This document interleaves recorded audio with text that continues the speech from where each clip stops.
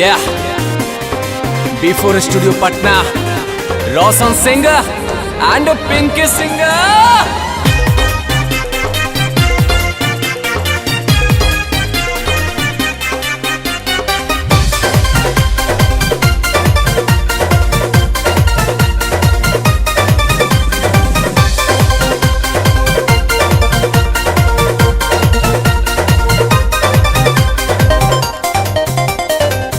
होठवा मदिरा लागे देखिए के प्यास जागे।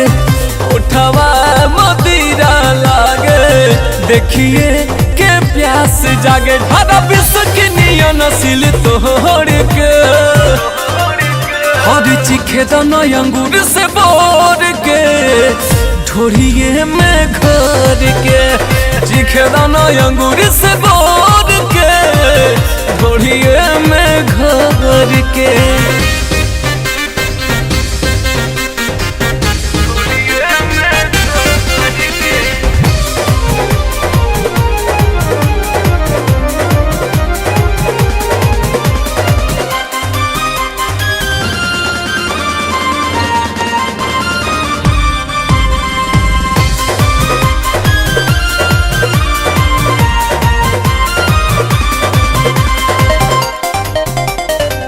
आँख नसीला देखी के नासा लागत अपने चढ़े हो।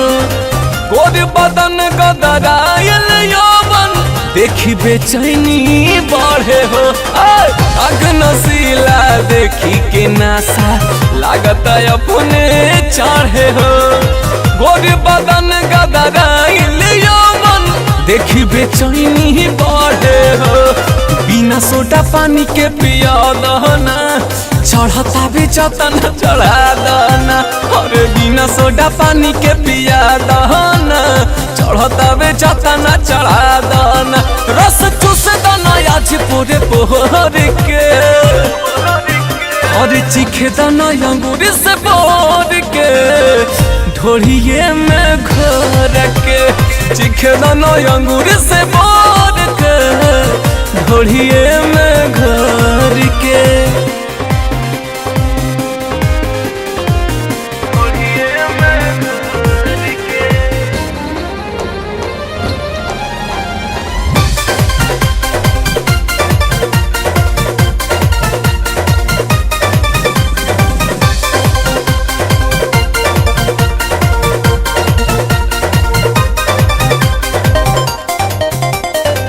तन के गरमी करे बेसरमी चढ़ल बाज बेसरूर हो।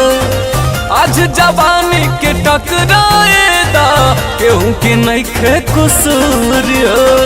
तन के गरमी करे बेसरमी चढ़ल बाज बेसरूर हो। आज जवानी के टकराए दा केहू के नइखे कसूर हो।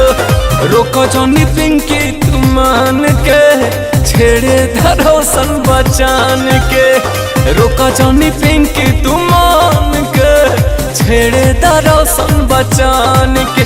मजा लुट लो हनिया तोड़ के अरे चिखे दाना अंगूर से बोर के ढोरिए में घर के। चिखे दाना अंगूर से बोर के ढोरिए में अरे घर